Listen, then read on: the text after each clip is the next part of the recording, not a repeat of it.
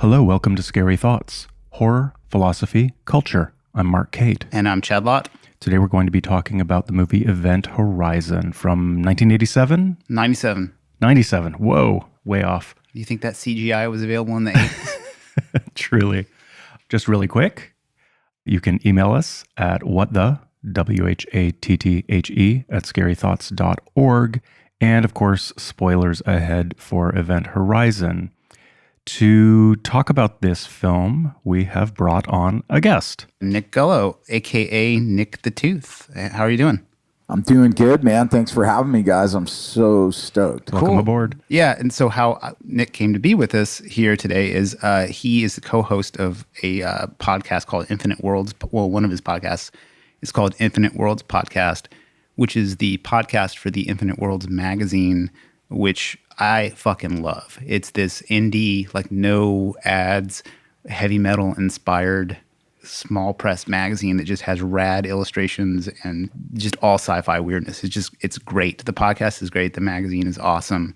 And when I was listening to the podcast quite a bit, I was like, Nick the Tooth, why do I know that? And then I recognized your name from your Vice journalism with the UFC stuff. So that's how I guess we met online, because I emailed Infinite Worlds and I was like, hey, is this the same Nick the Tooth? And they were like, yes. And then, here we are.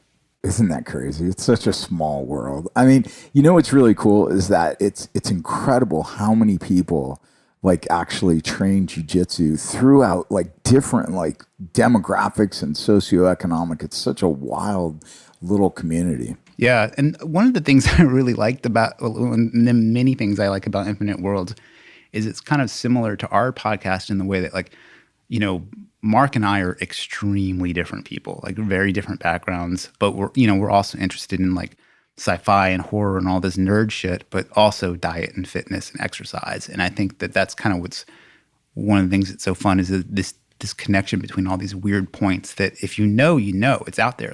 Like how many jiu-jitsu people do you know who are complete nerds?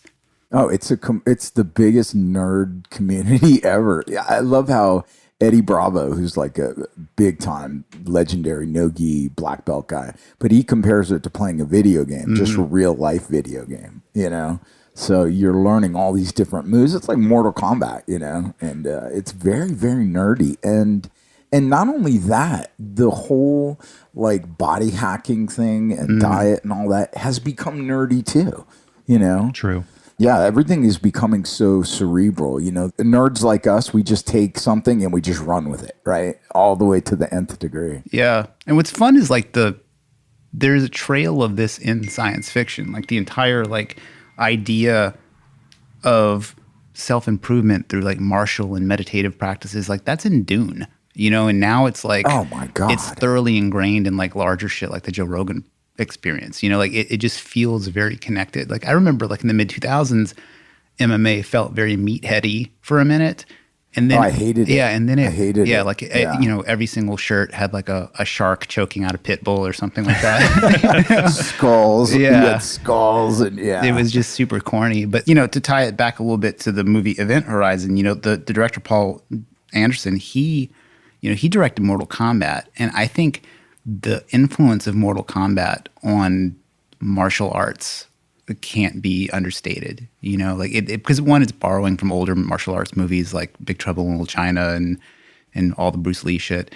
But one of my favorite movies, Big Trouble in Little China. Dude, and public service announcement, it's free on YouTube right now. Oh, yeah. Dude, that's the introduction of Raiden from Mortal Kombat. Yeah, totally. I mean, that's where they got it, Yeah, it's so good. And then before he makes Event Horizon, Mortal Kombat comes out and is fucking huge as a movie. And I think really like affected how people adapt things to the screen. Like, because before you think like when you think video game movies, it was like The Last Starfighter or Tron, or I mean, those weren't really games. I guess Tron was a game, but the mythos of the games wasn't so included in the movie. And then after Mortal Kombat, like the mythos in the games and the movies were all tied together. So he did Mortal Kombat, which set him up to basically have his pick of scripts, right? Yeah. And so that's crazy that he would choose Event Horizon. That's wild. Yeah, and we don't often get too deep into like what was going on in the studio of the film. A lot of times we just look at the film itself. But I think this one's kind of interesting because it's like there's things that lined up to make this movie possible. Like it needed these giant sound stages, which no one had, but Stanley Kubrick was like wrapping up Eyes Wide Shut. So he had all these sound stages in England. So one of the reasons why this movie has such an English crew and an English cast is because it's over in Pinewood Studios, which connects it, I think, to like stuff like Star Wars that has like these heavy English crews. And, you know, the director's English, and he's thinking about doing stuff like, you know, like having Orbital do the soundtrack, but the studio's not in it. So he's really trying to do some pretty radical stuff. And he takes on this script that is originally just like aliens in space. It's very, very similar to Alien, the movie. And he even brought in like cinematographers from Alien. So there's some, I think, a lot of synthesis between those movies. But he comes in, he's like, look, I want to do haunted houses in space. And because he's such a fan of The Shining and movies like The Haunting and Hill House, he's like, well, we can't really show the monster, so I don't want there to be an alien monster. I want it to just be more vague, which I think is the strongest part of the concept of this movie is it goes out to this, you know, the ship goes into this hell dimension and it comes back and you don't really know anything about it. But I think where it gets a little messy is like the Christian iconography, like I think muddles it a little bit. I agree. Yeah. Yep. Yeah. Well, it was really rewatching the movie, and I liked it back when I saw it, but I haven't seen it in, 15 years. But going back and watching it, you know, I always kind of look at, when I'm looking at it, watching a movie, is like, what's the basic trope here? And so what I found interesting was it differed tremendously from Alien in the sense that Alien and Predator and all those are basic monster in a box movies. Mm-hmm. So everyone's kind of like trapped and there's this monster.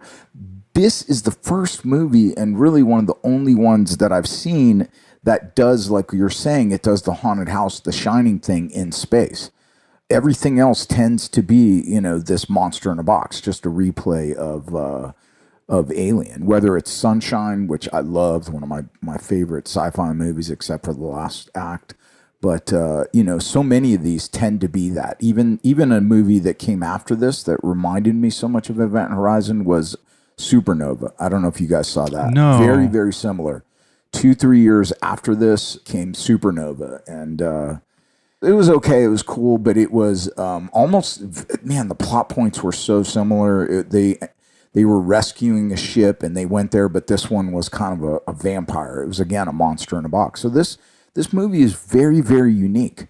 Yeah, for me, the closest analog to this movie would be something like Hellraiser, where even though Hellraiser has monsters, I think actually, as much as we think about, let's say, Pinhead when we think about Hellraiser, I think that's just marketing. I think that we focus on Pinhead the way we want to focus on Freddy or Jason or Michael Myers, but actually Pinhead isn't what's important about Hellraiser.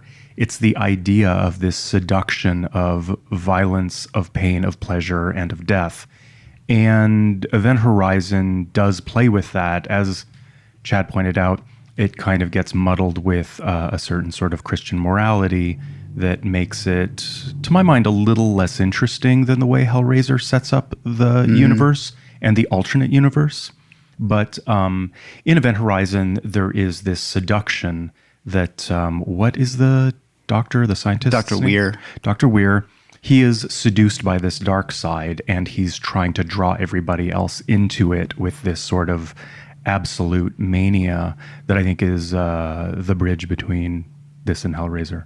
Yeah, and Clive Barker, I believe, consulted a little bit. Oh, really? You know, on like the people who do the special effects for the hell scenes were all recommended by Barker. That makes total sense to me. But the thing that, I mean, to my sort of aesthetic preferences, another thing that is definitely different between Hellraiser and Event Horizon is Hellraiser is unmistakably the product of a queer writer, whereas Event Horizon sort of has none of that sort of outsider, libidinal, forbidden knowledge and pleasure. It's a little bit in Hellraiser. It's a little bit more workplace, right? Because in Hellraiser, Frank, the character that like summons the Cenobites, is a pervert, right? And so it's more about like he's being punished / rewarded for his desires. Yeah. And this one, it's like Weir is more of like a Dr. Frankenstein character. Yes. He's obsessively pursuing this thing that no one ever has before, and maybe they shouldn't. And, to the point where his wife has committed suicide because she's been so ignored and left alone. And, this ship, it doesn't really achieve anything but nightmares for him. So like you would have been better off. You would have been better off not doing this thing at all, which is sort of like that's straight out of the Unabomber manifesto. Like the whole concept of technology is like, okay, well, is pursuing technology good or bad in general? And, it depends, I guess, on where you are. If you're in a deforested area of Brazil, it's probably negative. But if you're in Silicon Valley here, drinking margaritas. I'm probably very alone in making this statement. I feel like nobody agrees with me. Any nerd would disagree with me, but I think space exploration is fucking stupid. Just across the board. I think it's a terrible waste. There's no good has ever come of it. It is a waste of resources and time and energy. We barely understand trees, but we're like pretending we're going to colonize Mars. It is the most self-destructive colonial impulse I can think of that humanity has ever See, I know what you're tried. saying, but billions of years ago, there was a fish that was trying to crawl on land, and other fish went, "What are you doing, stupid?" Fucking moron. Think there's something out there? People, when people are like, dude, would you want to go to Mars? I'm like, fuck, no. I don't want to go to Mars. Not Mars now, but like when you get tin can. Yeah, but like you got to keep in your mind the idea of the three-tittied aliens on Mars. Like that's the Mars you Still want to not go a draw. to. The Mars of Total Recall. The terraform Mars or the one where they're in a habitat? I mean, to Mark's point, like, a lot of the critiques of the billionaire space exploration is that like any technology that would make life livable on Mars would make Earth infinitely more livable. Yep. So it's like if you were going to terraform Mars, why not just re-terraform our ocean and remove plastic? Yeah. My God. Right. I just had finished the trilogy by John Scalzi. It's called The Last Emperor. And it's about like all these different habitats that are linked and just how some people just live in these habitats or on space stations, and they have no connection with any kind of an Earth or real skies. And I'm like, I would never want to do that. I would never want to live like that. I love going outside. Yeah. But to your point, what's really kind of, and this ties in completely, I've been so freaking intrigued and fascinated by the whole UFO thing that's been like really ramping up with Jeremy Corbell and just all these videos, and even Obama talking about it on Jimmy Kimmel and how they're gearing up for this release on June 1st or whatever. And there's all this shit going on with UFOs that are unexplained. But one of the quotes that they brought up was like, listen, man, these unidentified objects are going into the ocean. And the reality is that we know less about the deep ocean of our planet than we do about the moon. And I was like, damn, I didn't realize that. That's crazy.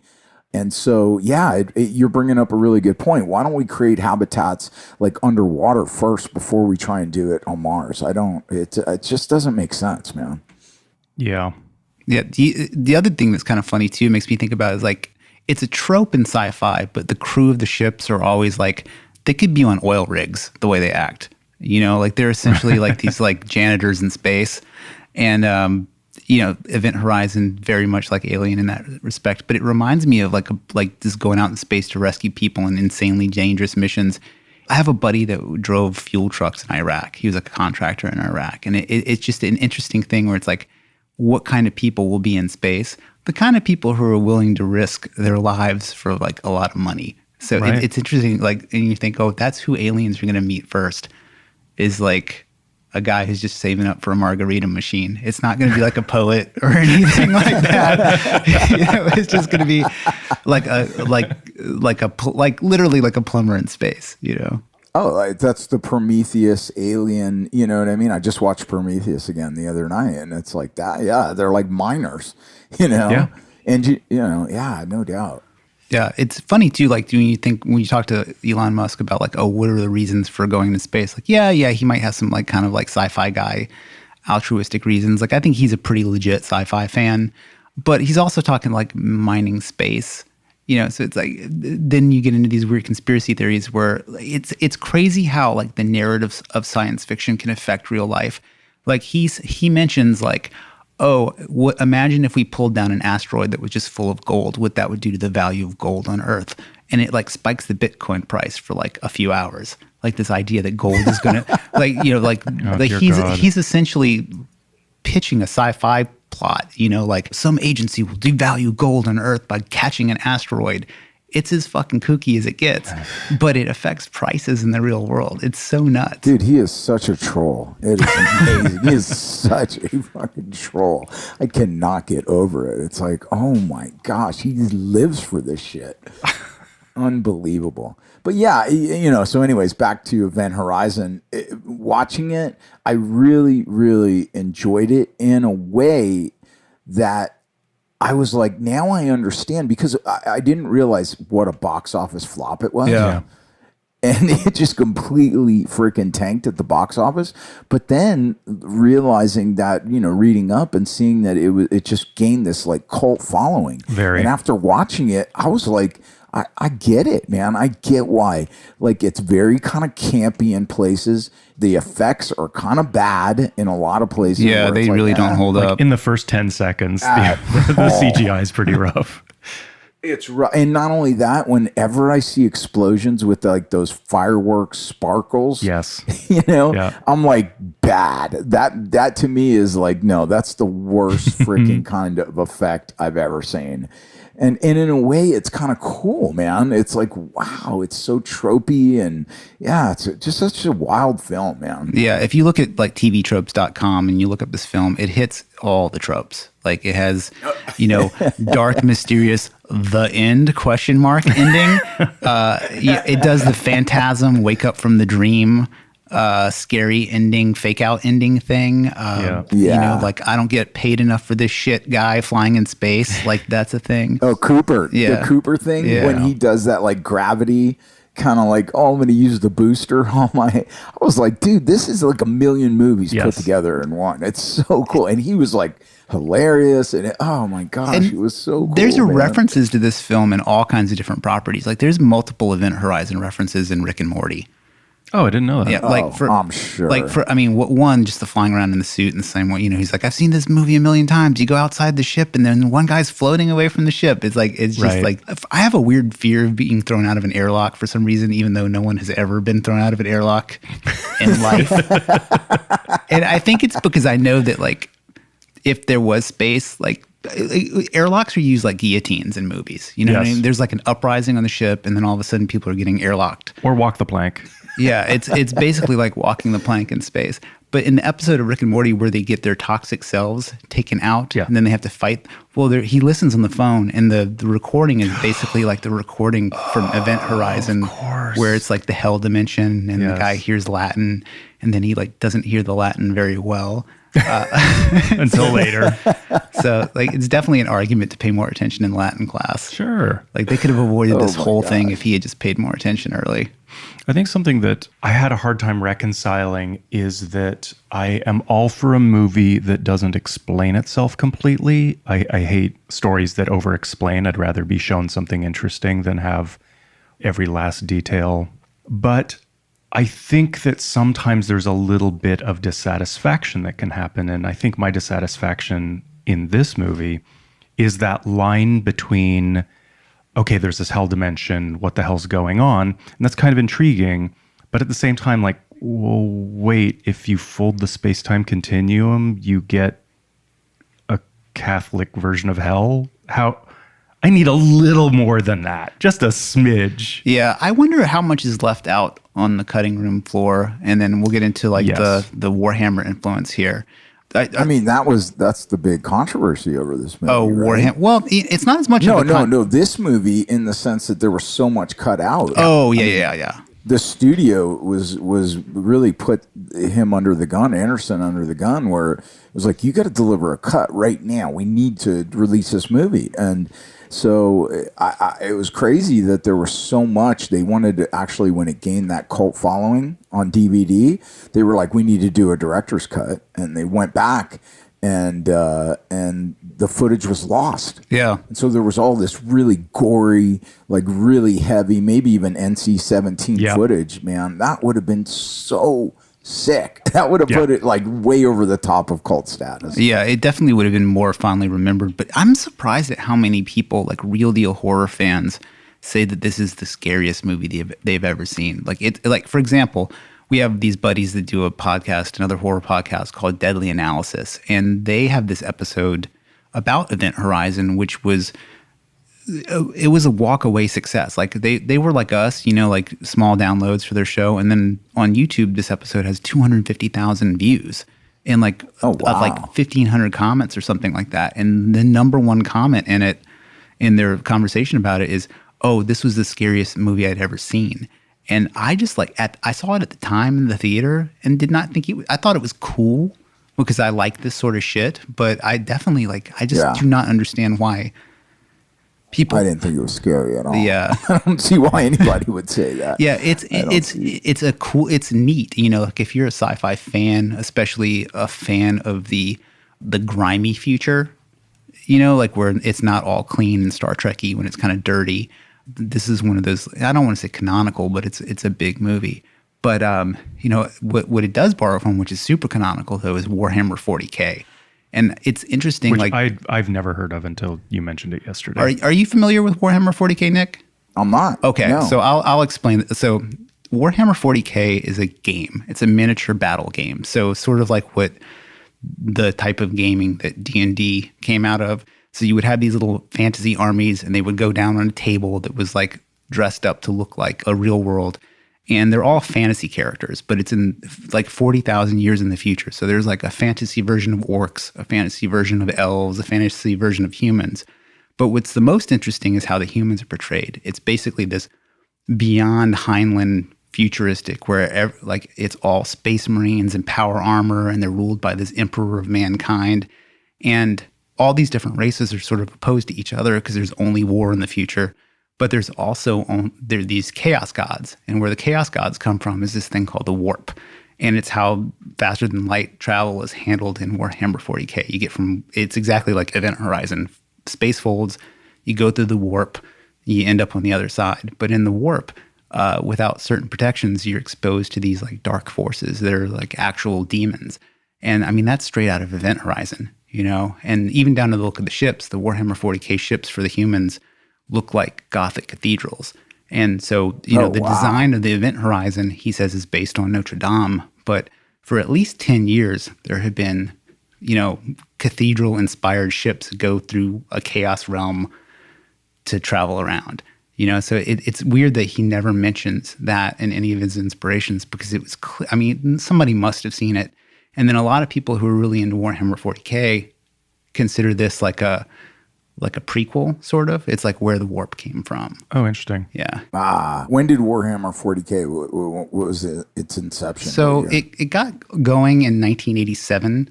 And so it was very much based on the whole idea was like, what if Lord of the Rings had power armor in the future? It was sort of the vibe.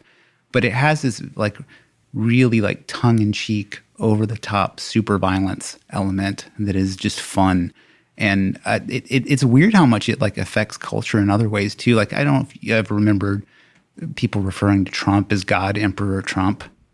Well, it comes from Dune, because there's the God Emperor of Dune, but it's also the Emperor of Mankind is this sort of superpowered, golden-haired nightmare character who's in charge of like crushing all the aliens that want to corrupt and destroy mankind. And so 4chan sort of applied that name to Trump. So it comes from this sort of obscure game, but the game is like very influential in sci-fi. Like I'd imagine. So is it like a D&D game, or is it a board game? Kind of like you have miniatures, but you use like more like model environments. But there's also probably, I don't know, like 60 books and multiple, like it's a gigantic franchise. Yeah, that's huge. Because Games Workshop, they're in the business Damn. of selling miniatures, right? So when you put out a new thing, some mythology comes along with it. And so it has this, 35 plus year old mythos that's been developed around it. And I think it's one of the most successful and interesting mythoses, but I don't know how you would even begin to get into it because the game's so crazy to get into. It's really expensive. Wow. I was about to say, the miniature thing, it escaped me. I grew up playing D&D, but we never had miniatures. I mean, it was just too expensive. We were just like, same. well, why do you need, I never understood with D&D the whole miniature thing. I guess if we had the money, we would have gotten into it, but we just didn't. Yeah. Yeah, they're cool. Yeah, I mean, there's different levels of gameplay. Like some people are really into that whole map crawling sort of thing. I mean, to even be into like analog games in the era of video games is weird because it's like in Warhammer, if I play a video game, I press a button and the damage is calculated and the whole thing happens. You have to do everything with charts, math, and dice. It's like, what sort of like autistic fantasy is that? Like I know, isn't it kind of weird? It's so true. But for it to be as because popular. that was the kind of thing that we wished for when we were playing D&D. Yeah. Right? So you're like, dude, if we only had this on a video game, you know what I mean? Because no doubt we would have played video games instead of playing. I would have instead of playing D&D, when we were young. That's what Dragon's Lair tried to do. Oh, that game's terrible. I know. Remember that? It was so bad. Well, let's dip back into the Catholic stuff in this movie. You get like, it's not too heavy-handed with the exposition, which I think is pretty cool. Yeah. And I think maybe owes to that the director is a fan of The Shining, which doesn't have a whole lot of exposition. And there's even like a hallway full of blood scene and kind of homage to The Shining. And like you see the one crew member kind of give himself the sign of the cross early on. And then there's like, when one of the bodies is hung up, there's a stained glass triptych. There's the inside of the ship has these stone pillars. There's one point where the lamps on the wall look almost exactly like torches in a dungeon. And some of them are flickering and the guy's walking through. Yep. And the ship goes from being metal to looking like stacked bricks. So it has like a full on like evil monastery vibe. But it plays with this Lovecraft thing, which is like there's something beyond that's like so horrifying because you can't even conceptualize it. But we're going to frame it with Catholicism.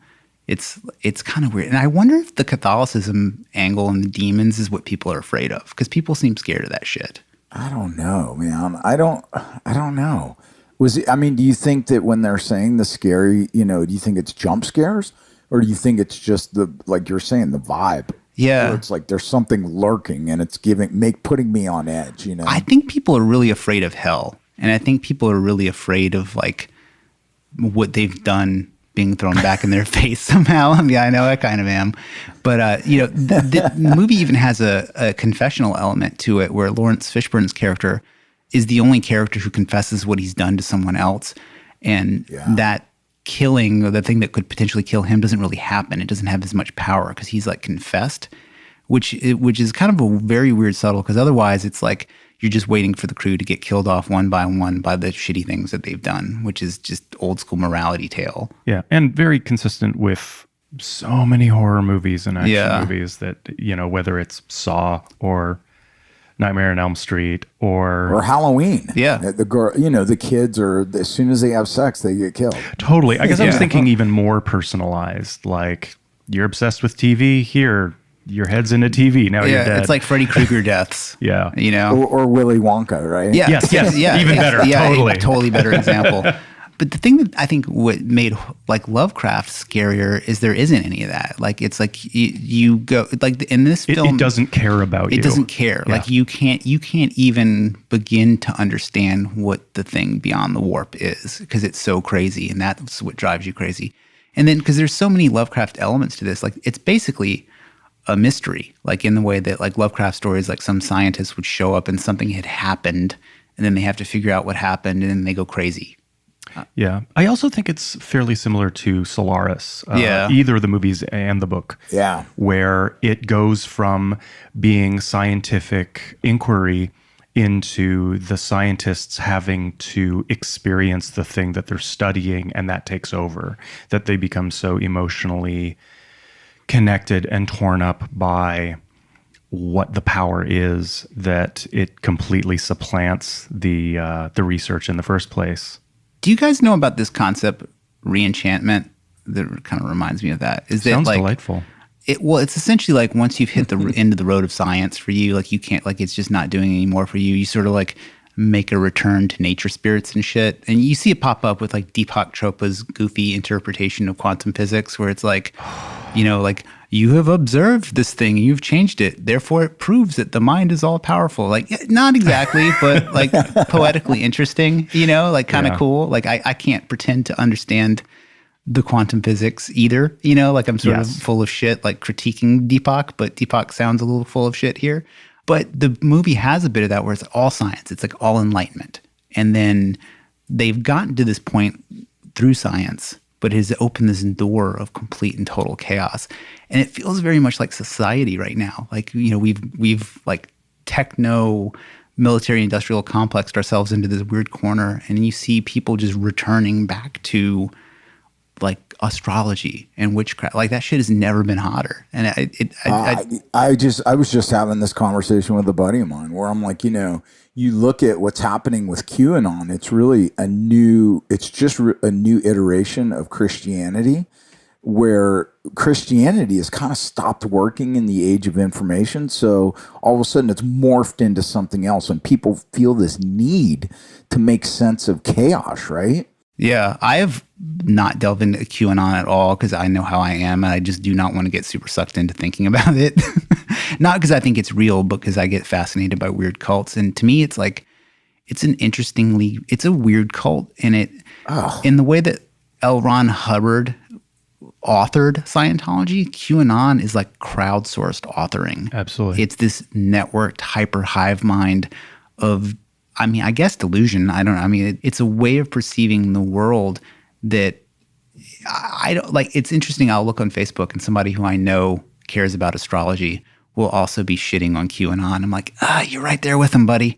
Yeah. Like you kind of, it's the same. It's all the same. It's the same chimpanzee impulse in our brain to like make meaning. If you want to learn about it, the QAnon, there's a great documentary series on HBO.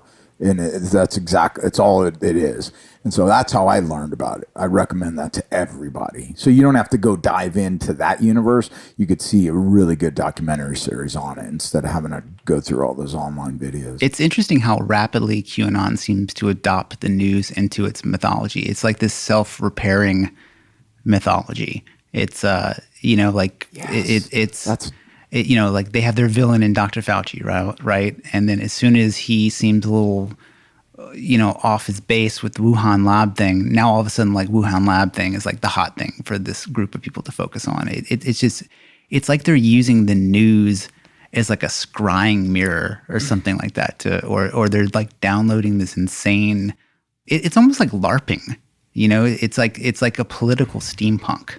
Well, I think that identitarian politics is a sort of version of LARPing in a sense. It's sort of a politicized LARPing. And I also sort of see that all sides of this are a collective overturning of the Enlightenment project. Like it just seems that no matter what side of the die you roll comes up, it's another form of undoing Enlightenment. It's like a idiocracy version of Fukuyama's End of History. Yes. Like, and totally. Like I don't know if you went to law school, so you probably ran into the End of History thing, but it's like the idea is it's either going to be neoliberal hegemony or Islam. Well, what if it's not Islam? What if it's some super fucking crazy new thing that is so bizarre? Like that's one of the things I think is really dangerous when people just go, oh, these are Nazis. Like you might not like them, but they're not Nazis. There's something weirder, you know. Like it's like these people. Yeah, for sure. And if you're just thinking about them as Nazis, you're going to deal with them the way like Phil Donahue dealt with Nazis in the 80s. But that's not what they're into. They're into bizarre anarchist takes on monarchy and meme magic and all this bizarre shit. Yeah, I was going to say, I think that what's happening is that we haven't really, as a society, really grasped and accepted the fact that the information age is here in the sense that it is disrupting everything, right? It's like, yes, now currency is being disrupted, right, with Bitcoin, but religion is being disrupted also, in the sense that religion, like I said, doesn't work anymore once we have so much information available to us that wasn't available even 15 years ago. And so you have these people who are hardcore. I'm in the deep South right now, right? New Orleans, but I'm in like lower Alabama and Florida, and all these freaking Christian people in one sense or another, they do believe in QAnon. They might not believe it whole hog. They might not even understand what they believe, but they're grasping little things from it. And to me, it's just because their religion is being questioned so freaking deeply in so many different ways. And it's just not keeping up. Totally. I think it's really interesting that if we look at someone like Christopher Hitchens or Sam Harris and the way that they would critique organized religions, is that from their standpoint, the only positive evolutions that ever happened to something like, let's say, Catholicism were not internal. Like, the only ways that Catholicism has ever updated its morality or its view of the world has been external. It's been atheism. It's been the Protestant Reformation. It hasn't been that they've gotten better because they came to some sort of realization. It's that it was enforced on it from the outer world. And I think that we've had, we all know organized religion is on the decline.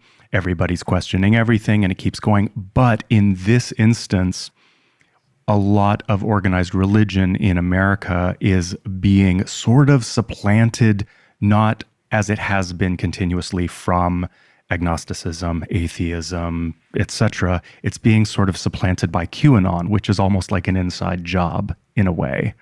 Does that make sense? Yeah. It's got this new vector that's undermining it. Such a great take. Well, it reminds me of like accelerationism stuff too, where you just like step on the gas and make it crazier.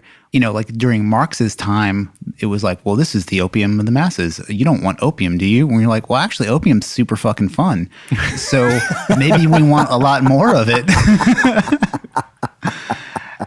So it's like, I think there's a little bit of that where people are like, yeah, I want this. You are not taking my, like, think about when people get placebo pills and studies and they feel better. And then they tell the doctor like, oh, I'd like some more of those pills. And they're like, they're just sugar pills. And they're like, no, I need them.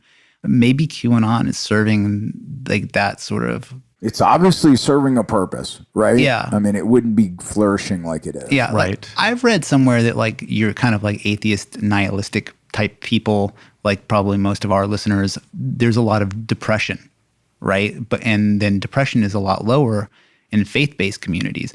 I would be curious what the rates of depression in QAnon are.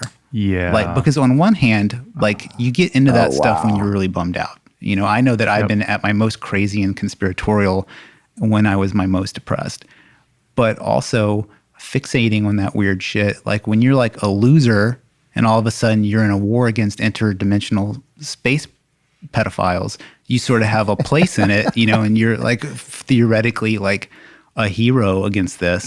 It's like, it's like Idiocracy meets House of Cards is what it seems like to me. Yeah. I mean, isn't that what religion does? It gives us like this, it makes sense of chaos, but it also puts us in a role in which we can be, at least modern religion, Christianity, where you can be the hero.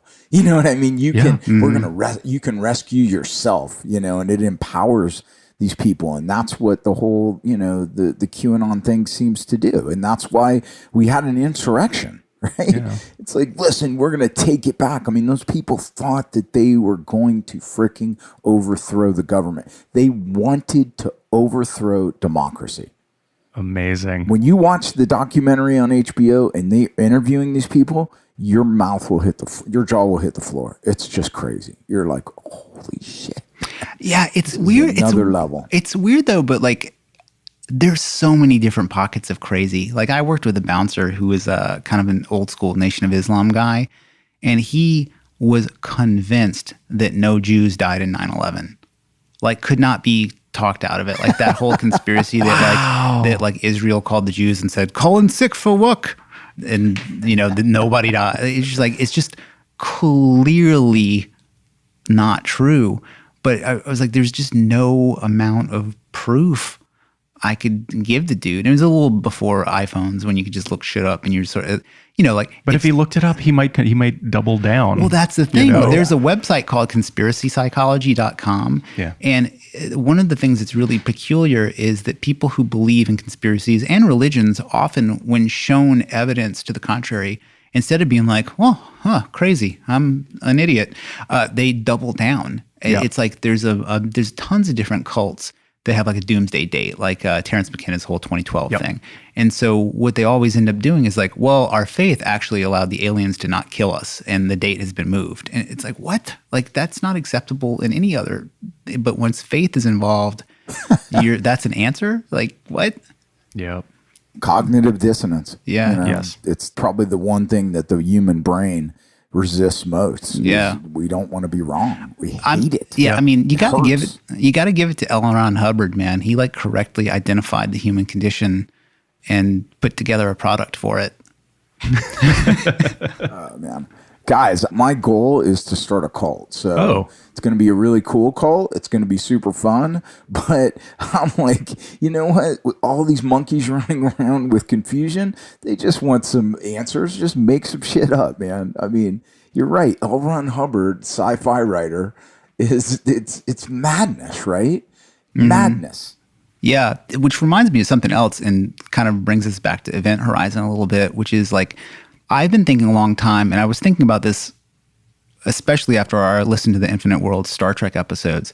Star Trek was such a vision of the positive future, and around the era of Event Horizon, the future becomes super. Not that there wasn't dystopia before, but like all movies from like the Event Horizon era on, the future is dark, dreary, and depressing and fucked up. And I think as masses and masses of people absorb that meme that the future is dark, that they just can't conceptualize the future as anything else. So to me, like a cool sci-fi based cult would be one that positioned the human race as sort of heroic against this like nihilistic cosmic death. I mean, and that's basically Scientology. Yeah.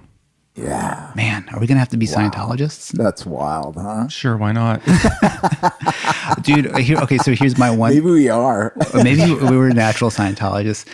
You know, all those old jokes about like, you know, somebody goes to heaven and finds out somebody else was right. Then what do you do? Right. Like, what would you do if you found out Scientology was right? Like right now, and you get documents from the government, like Alex Jones style, and you open them up and you're like, holy fuck, the whole Xeno thing, here's proof. Like, what would you do? Other than join Scientology? I would be so stoked. I would be so stoked. I would be like, oh my gosh, this is so freaking rad. Because at the end, you know, for me, I always use the analogy, which is kind of like Event Horizon. I'm like, you know, humanity, it's just like a bunch of monkeys on a spaceship that, like the movie Sunshine, is plunging into the sun. And they're just running around trying to make sense of this existential threat, which we all know I guess I'm a nihilist, which is like, dude, it's coming and it could be in the next second. We're the only creatures that are aware of our mortality.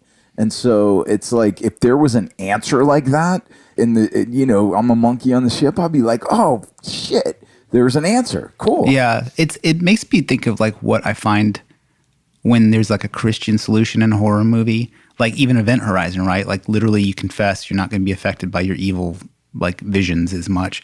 Like once you know that that's real, you're like, holy shit, then it must, like the logic follows, it must all be real, right? Like, So you have the devil in front of you. Well, you know, forgive me of my sins. I'm clear here, you know, like it seems like if a devil, then a god, you know? Yeah, I mean, I think that most supernatural horror movies prior to, I'd say about the mid to late 80s, the reality of the worlds that they're outlining are proof of Christian mythology. Mm-hmm. Any of those movies, if you were living through them, it would be proof that you should go to church and pray harder. Yeah, it even works like that in Rick and Morty. The story train episode, they were literally saved by Jesus. It's true. I again have to apologize to our listeners for my consistent referencing of Rick and Morty. I just can't be stopped. Oh my gosh. And it's Mark's fault too. I think it's one of the most successful science fiction franchises ever. For sure. No, it's so rad. I love it. If it turned out Scientology, I agree. I would be stoked. I mean, it's very depressing that if Scientology were true, that it would also be true that the people who had the keys to the truth of the universe are also sex traffickers and just really, really brutally capitalist in the worst way possible. But Tom Cruise would be our champion. Well, it would be nice to have answers. It would also be nice to have a community of people that are focused on being successful. Not, let's say, we keep talking about Christianity. Not all Christian faiths are oriented towards success. You know, they're often about moral purity, but not necessarily about achieving anything beyond that. And Scientology is about that. It's about creating community for the advancement of everybody else in the cult, sort of like Mormonism. Mm-hmm. That would be nice. I'm waiting to see when the movies start, because there are all these movies like Event Horizon, which, you know, they always delve into the Catholicism thing and the Christian thing. I want to see when movies are going to start really delving into the whole simulation theory, because that, you know, I think you have two competing religions that are rising right now. One is QAnon, which I think is just, it's amazing how big it is. But also simulation theory, right? It's like this, I see a lot of people, even Elon Musk, that are like, yeah, it's pretty convincing that we are in a simulation. And to me, it makes logical sense. You know, if you run down that Bostrom philosophy, it's like, meh, could be. I read a whole book about it, and my Algebra 1 high school math was fairly convinced. You know, like I'm sure somebody like smarter with, like, because there's like math proofs that they're like, oh, this proves that it's the simulation, whatever. But I just love like the absurdity of it. I could see simulation theory merging with QAnon. Because it's so absurd. Like it. You know, you're like, oh, why wouldn't I just suddenly start believing in all kinds of crazy shit? And especially if I could start affecting things, because that's how, like, The Secret and all that Wish stuff. Like if you were like, oh, I'm in a simulation theory, well, maybe like my positive intentions are manipulating the simulation. Like I could easily see that becoming a future belief. Dude, that's got to be the cult, right? I mean, that's what we got. We got to start a cult, right? We got to incorporate the.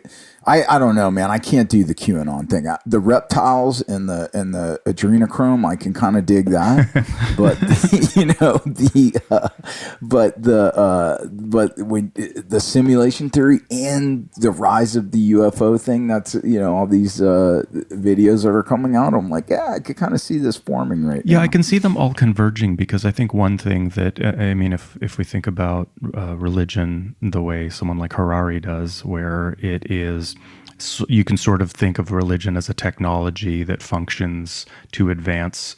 You know, a religion is prosperous when it is a technology that furthers the people who are subscribing to that theology.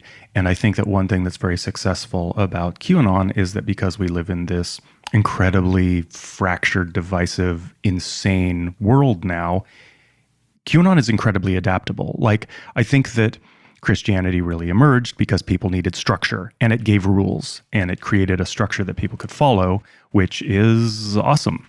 The world needed that, and that really helped people to come together and focus intellectually on the same collection of values. But QAnon, in this world, it needs to be adaptable. I think that rigid, even though a lot of rigid cults like Islam is prospering right now and giving people finite answers, I think that partly why QAnon, which is so much the antithesis of Islam, is really prospering right now, because everything's so fractured and it's flexible and can include something like aliens and abductions and anything else you want to throw at it. So I think that that's kind of its superpower. But, you know, as we know about technologies, there's always this constant turnover, disrupting the disruptor. It'll be interesting to see what can happen long term. So I think that brings up for me, it brings up an interesting question, which is, you know, Event Horizon, you know, came out in the mid 90s before the rise of the fracturing I really think the rise of the internet is fracturing everything. Absolutely. And so would a movie, is it somewhat antiquated in the sense that, wait a minute, this is relying on this old school Catholicism type of a ethos? Would it resonate today as a cult favorite? I don't know. I mean, what do you think? I think there's something to that. I think that, I'm a little bound by my preferences for things that are perhaps more Lovecraftian and cosmic horror oriented than theologically oriented. But I think something like, let's say, The Mist, right, which is a Lovecraftian horror movie. Yeah. That the unknown is just unknown. There's no morality. Mm-hmm. It doesn't give a fuck about you. It is the cold, infinite universe destroying you in an idiosyncratic way. Kind of perhaps resonates a little more with this world of QAnon than something that has a morality tale at its core. Maybe. Yeah. Yeah. I find that to be much more terrifying because it seems it's more real. Yes. Right? It's like, no, it doesn't give a shit about you. I love that. I agree with that. For me, it would be much more scary than, oh, it's hell. Yeah. It's like, what? You know? Yeah. Yeah, like that Christopher Hitchens and all those the Four Horsemen atheists. Like, one of the things they always talk about is like how freeing it would be if everyone believed that there was just nothing. I think that would be chaotic. I think people would be like, there are no rules. There's nothing stopping me from doing whatever I want now. Like, and so that is kind of cosmic horror. Like in the absence of meaning, you have that. I think that if everybody in the world had my philosophical outlook, the world would be fucking terrible. Right? It would just be awful. Not because I have a bad outlook, but because I think I just barely keep it together. I think that weaker minds couldn't handle it. This is why I'm glad that Canada is not a world power. Word. you Canadians. I'm the same way, man. It's like, shit, dude, we're doomed. I read a quote where they were just talking about intelligent people are never happy. It's just all there is to it. Fully. It's such a burden for people like Chad. Well, I'm certainly never happy.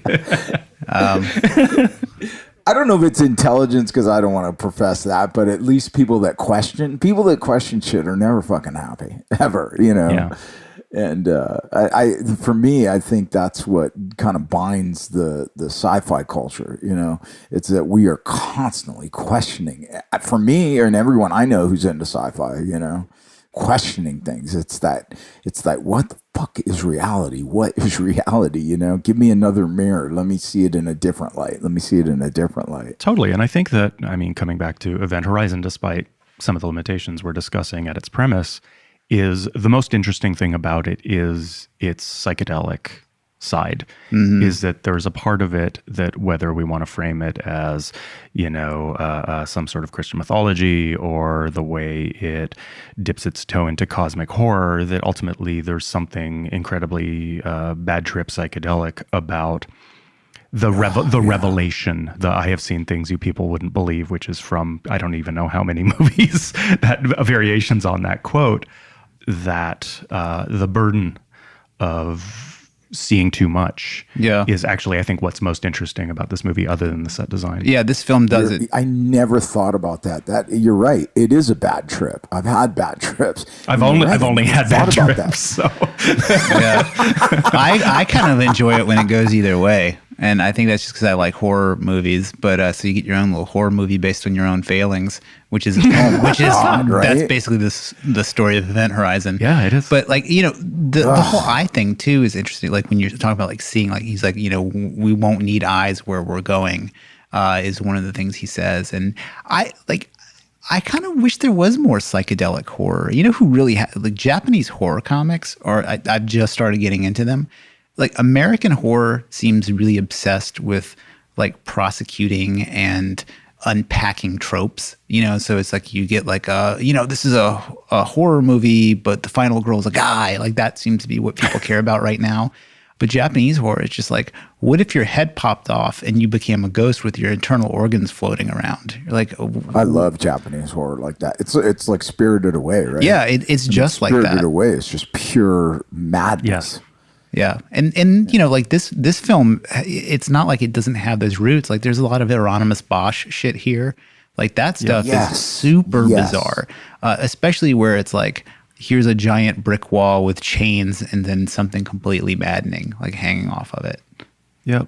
Guys, for me, if I only like psychedelic frickin' sci-fi, that's what I always look for. That's what I loved. Annihilation. I love the books, but I love the ending of Annihilation with that. Did you guys see it? Alex Garland's Annihilation. Yeah. Dude, that creature at the end, I was like, oh my gosh. It's like anything. And you're right. I never made the connection that for me, that maybe that's why I like sci-fi horrors, because I've had so many crazy trips and bad trips. Yeah. You know, it just is reminiscent of that. Yeah. It's interesting like how people talk about sci-fi horror like it's some totally different weird thing. But if you went into space, almost everything will kill you.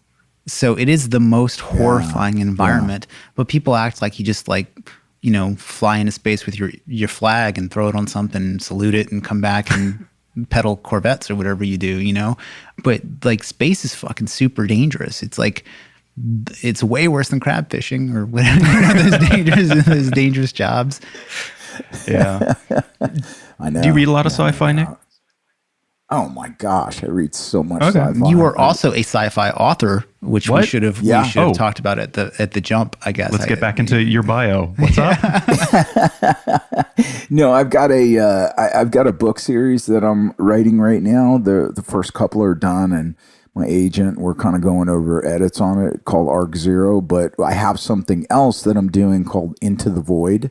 And it is pure sci-fi horror. And I'm releasing chapters like every week or so.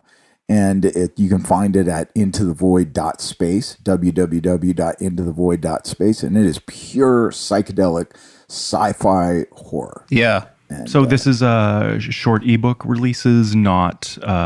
It's like 1,000 to 2,000 word chapters. Cool. That I've been working on that story for with a buddy of mine for a couple years, and just started releasing it on chapter, like a flash fiction type thing. But every chapter, it's just, you know, kind of serialized. Great. I read it, so I feel like you're giving a little short shrift here. It's cool. You know, like I one of the first things I had said to you about it, Nick, was it has like a Raymond Chandler vibe. Like there's like a detective noirish element to it, but it also kind of investigates, like it ties like historical freak UFO culture to like modern freak UFO. So like characters mention podcasts and creating content and stuff like that, but it's also talks about like weekly world news Bat Boy shit, and then, you know, there's like Skinwalker Ranch. So it's like this interesting melange of like new shit and old shit. I really liked it. Great. You're gonna trip where it goes, man. I know the fucking serial thing drives me ape shit, man. Like, because when I start reading something, I just want to read the whole thing. So it's just like, yeah, like you kind of want to find it in a year, right? When it's done. Yeah, I that's probably like, if we hadn't been doing this podcast, I probably would have waited a little bit, because like the very first serialized thing I read was Stephen King put out one, and it drove me crazy, because like I would buy like a 40-page booklet thing at a time, and I was like, man, this is just making me crazy. But just think about it like comic books. Like you grew up reading comic books that just, those stories most of them never ended. I don't buy individual issue comics. I buy omnibuses. But you did when you were a kid. Because you had to. Yeah, that's what I mean. Yeah.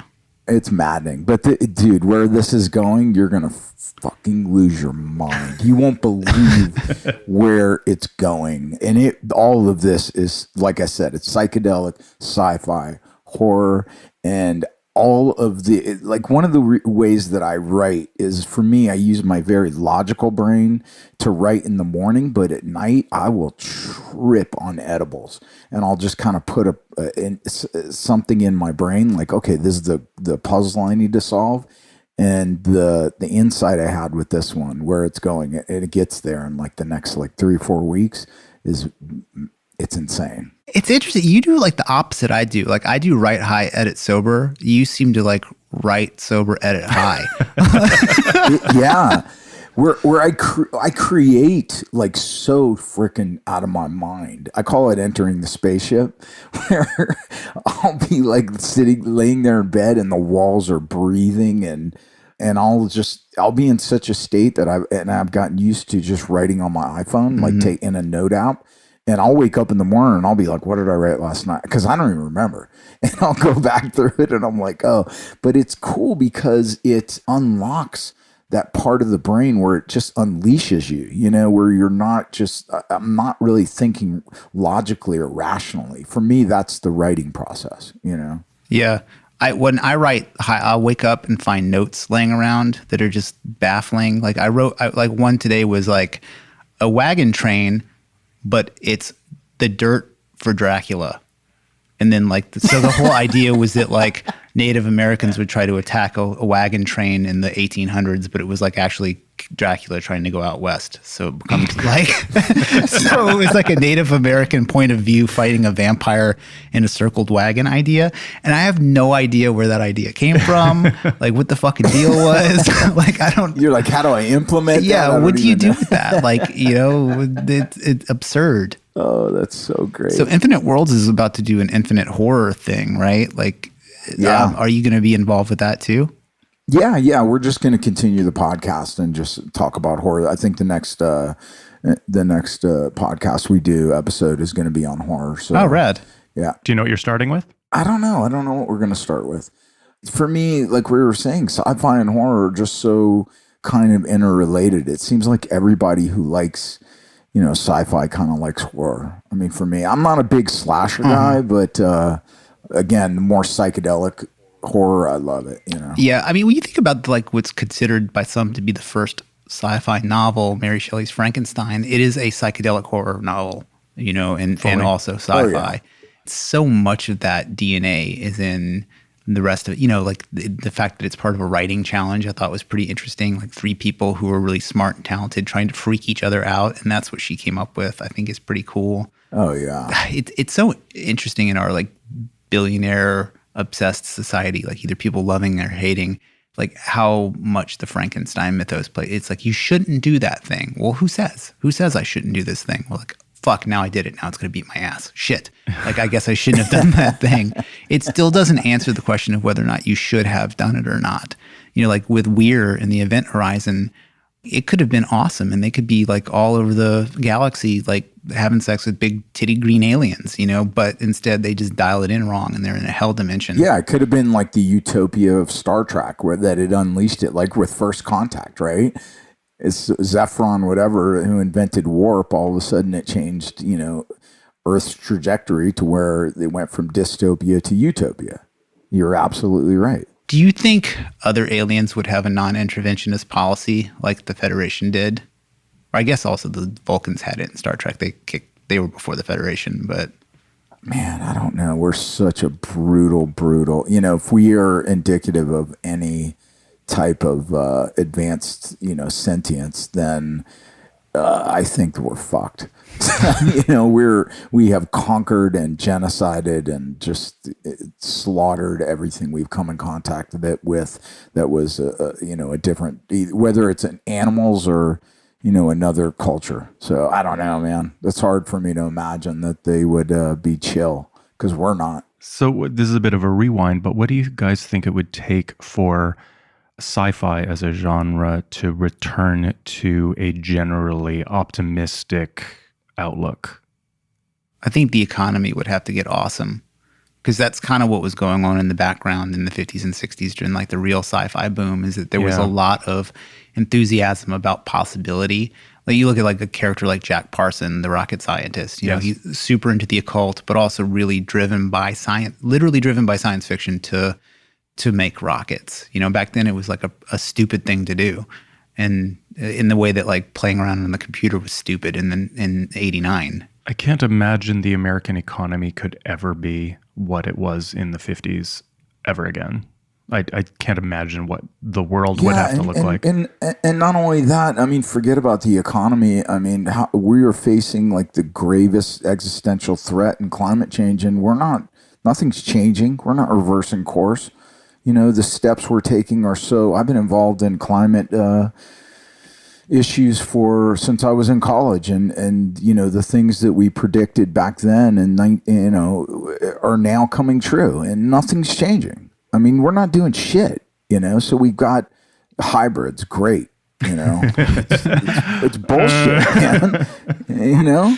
When an organization like Greenpeace denies the impacts of large-scale agriculture on climate change, it's fucking, everything's just corrupt. Yeah.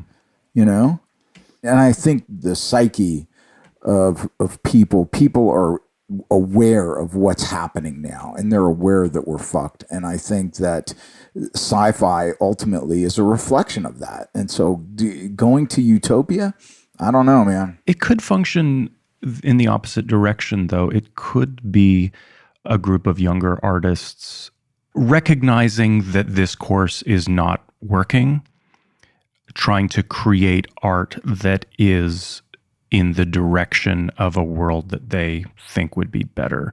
Like, for example, I can totally imagine the next generation that's coming up now is going to look at millennials and all the identitarian politics and just completely reject it, right? Like, everybody of the previous generation is antagonistic towards one another.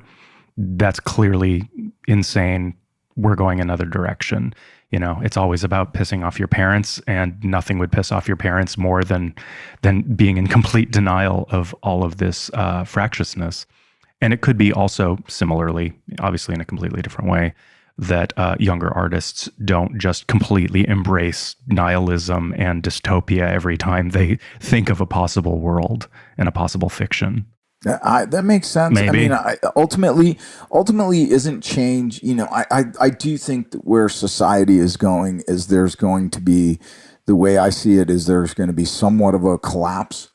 I mean, things can't, it's just math. We can't continue forever with population, et cetera, and climate issues. It's all coming to a head. And ultimately, I think small pockets will emerge in which there will be somewhat of a utopia there, right? Maybe some of the colonies when people first came to America were utopian. I don't know. Yeah. I don't Maybe the whole eternal recurrence thing is right, and it's all happening over and over again. Oh, yes. That's not fun. The real, to me for a minute, the most exciting thing in science fiction was multiverse stuff seems to be kicking up, you definitely had the early simulation theories. I mean, the Matrix is the obvious example, right? And then the Invisibles, which the Matrix robbed, all that stuff. It feels with multiverse and video games together, multiverse gets used as a hit reset. So you just Cronenberg the world and you go off to this other reality. That seems not a great lesson for humanity. Right. I just made the mistake of watching Army of the Dead, the oh my new God. Zack Snyder movie. It's not. I haven't seen it yet. I heard it's terrible. Is it good? No. It's fine. I'd say it's fine. I'm glad I watched it because I like that sort of thing. If it's Friday and you have nothing to do and you have a bunch of edibles, watch it. Why not? Why not? It's not bad. It's just not good. But there is a scene that is kind of like what we're talking about, where they come to the vault and there's a bunch of dead soldiers there, and one of them posits what if that's us?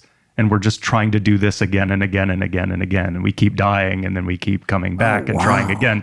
It's just a throwaway line, but it's kind of the best part of the movie in a way. It's the best dialogue in the movie for sure. Yeah, Tig Notaro is not the best part of the movie, by the way. No, it's weird. Now I gotta watch it. I would say definitely. Do you like Zack Snyder? If you like 300, here's what I'll say is I think Zack Snyder. I like it and hate Zack Snyder. I feel the same way. I watch everything he does, and inevitably I loved Man of Steel and I hated Man of Steel. Yeah, right. I think he's the most successful at maintaining the myth level God status of fictional, especially superhero characters. I really like that he's not deconstructing these metahumans for just ironic purposes. I like that he kind of takes them seriously in a heroic way. And I like how his movies look. I like that he cares how they look. But the plot is just so backseat to it. And then this one is as full of bullshit as any movie possibly. It's a heist movie. It's a shitty heist movie. It's a shitty heist movie. Yeah, sure. I know. I read the plot and I was like, what? Yeah.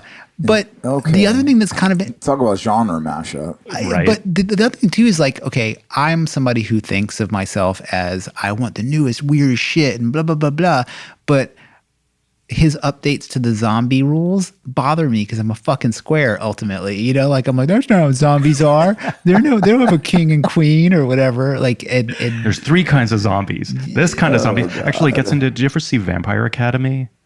no, I didn't know. Okay, it's a young adult book series that got turned into a movie, and it's an abomination and totally fun. But there's like 3 or 4 kinds of vampires, and they all go to the same school. Just like it just completely erases everything about what we've come to know about vampires, and just makes up the most precarious, stupid rules to make it fit into this sort of Harry Potter, Hunger Games model where there are different kinds of people in a high school. Anyway, whatever. I think I'm going to edit that out. You're like, I just killed that. yeah, like there's just goofy shit. Like, you know, like I am not a fan of Chris D'Elia, but like one of the problems with Army of the Dead is that Chris D'Elia, this comedian, you know, he did something fucked up probably and got canceled. And so they put Tig Notaro, they basically just like slapped her over him in the film. And so in order to obscure that a little bit, they decided to make a lot of the film blurry. Like they had this very dreamy 1970s Japanese camera lens that they used for everything. Well, they also added effects in the end to totally shorten the focal length of every shot. And the entire movie looks like you're watching it through a dirty window. Yeah, I was Now I have to watch it. It's kind of interesting that they did that. It's stupid, but you're like, well, nobody else has done that before that I can think of. So like super shallow depth. Really shallow. Like, like you Wow. can only see one person's face at a time in any shot, pretty much. It's weird. And also, I imagine that you being from Vegas will get a certain sense of, like when you see your hometown destroyed in a movie, there's just something about it. I fucking hate Vegas, so yeah, I'll probably enjoy that. Like I liked Protocol New Orleans, like all the flooded New Orleans scenes. I thought were, you know, and I also just love Herzog and what's his name? The actor. Shit. He's like Nicolas Cage, the patron saint of our podcast, Nicolas Cage.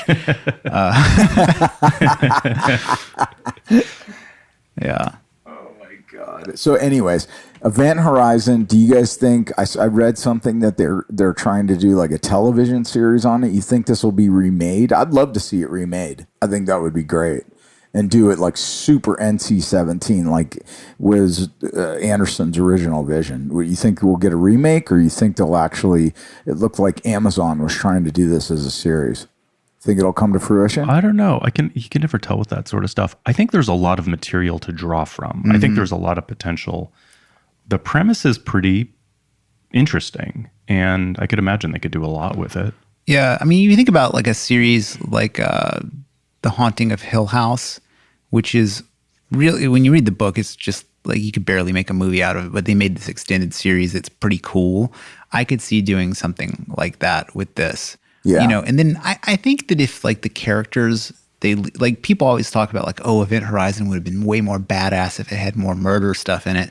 I think if it had more interactions with the characters, like just more joshing around on the work site, kind of, you would feel more for those characters that die. So I think if this was walked out into a series and you really got to know the characters very well, it would have a lot more meaning. And you know, imagine I mean, who knows? Like you really fall for like a character, and then you see them murdered in the second season, like you know, Weebay or something in The Wire. You know, like when those deaths happen, you're like, oh fuck.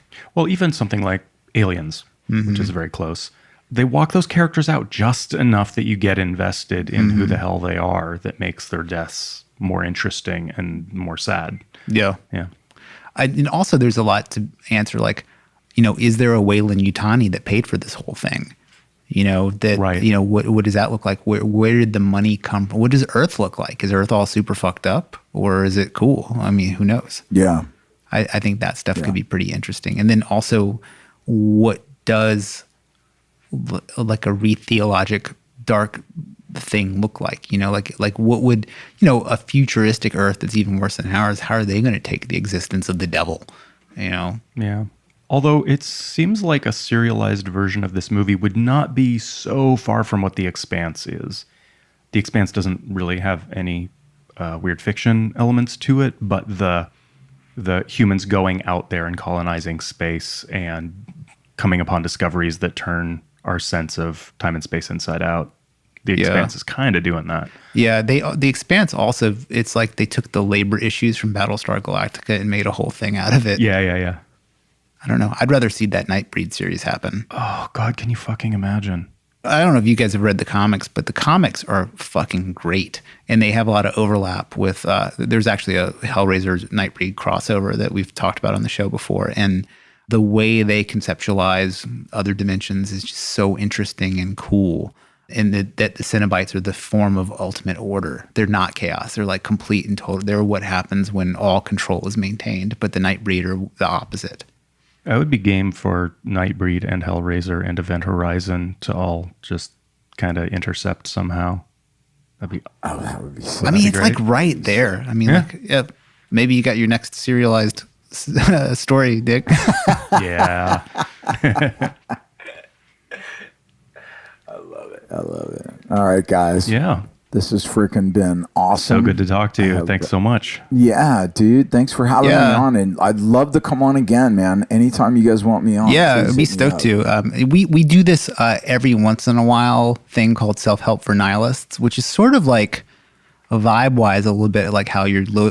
we were just basically like, we're super nihilisty type people, but we do all this like shit, like, you know, meditation, working out. And so we wanted... Our audience seems to like it when we talk about that stuff, but we're also a horror podcast. So we have this recurring like self-help for nihilists. So that'd probably be an awesome one to come on. It's just talk about all of our come on for sure for that. I would love that. Excellent. Let's do it, man. That'll be awesome. All right, guys. Thank you so much for having me on, man. I look forward to the next time. Me too. Thanks, Nick. Later. Adios. Bye-bye.